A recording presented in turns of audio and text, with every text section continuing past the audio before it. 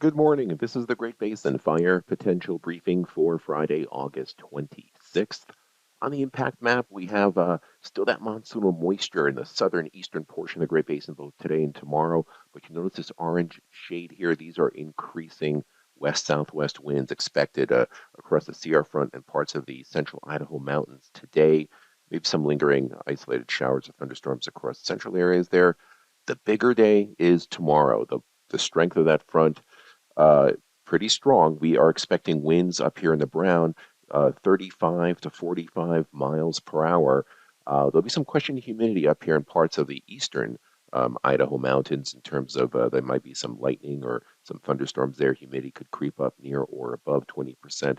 But in this Brown area and also towards the Sierra front, we are concerned about several hours of pretty strong winds gusting near or over 30 miles per hour, along with low humidity. Things start drying out on Sunday, lingering breezes in the east. Looking at lightning, quite a bit of it across the geographic area. The main concern is in our drier areas up in Idaho. We had another handful of strikes through here. Spotty precipitation, but much more extensive precip in the south, where monsoon has been a mainstay for quite a while.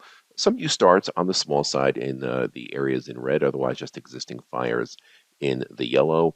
Over the past 7 days, it has been the driest in western Nevada and into parts of Idaho. And it's kind of polka dotted because there were some pop up showers and thunderstorms that made things wetter throughout.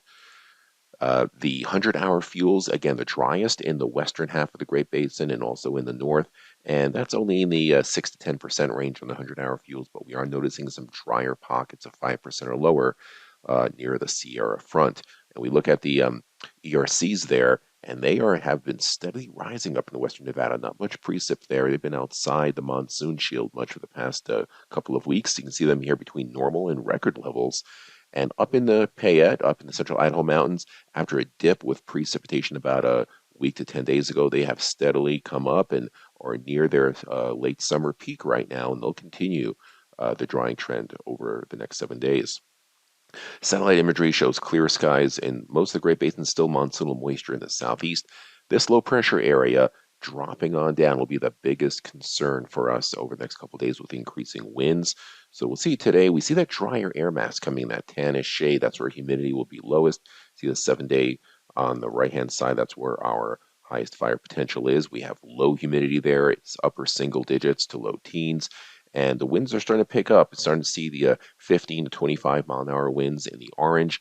Across the Sierra front, these other oranges are 25 to 30 miles per hour, stronger winds than they have been.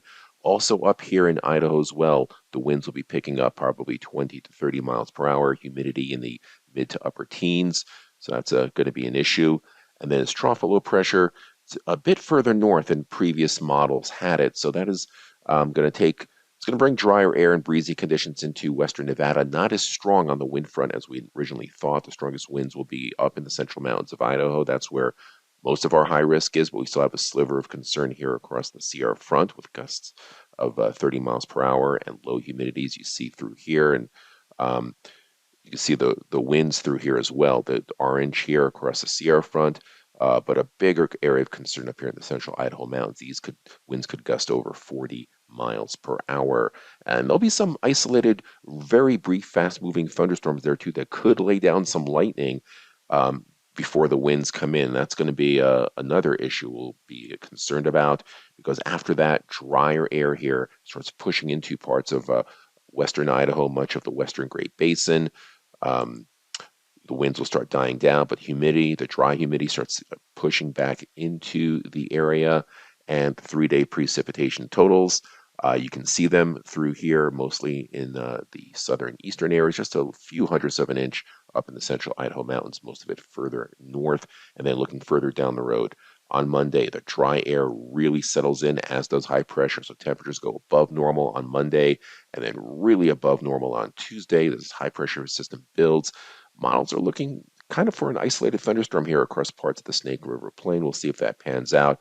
I think just temperatures 5 to 8 degrees above average are going to be the main issue. And by the time we get into Wednesday, we could be seeing near record heat across much of the Great Basin as drier air pushes any monsoonal moisture out. So any lightning or any existing fires up in Idaho or western Nevada, going to start being problem with holdovers, and that pattern continues into Thursday. Unabated hot and dry weather continues. 7-day precip totals and the 8 to 14 day monsoon is pretty much moved out. We are looking at hot and dry weather across much of the Great Basin. You can see here temperatures well above normal. This could be near record heat and also very dry. So this is bad news for existing fires as well as new and emerging fires. This concludes our briefing. Have a great day.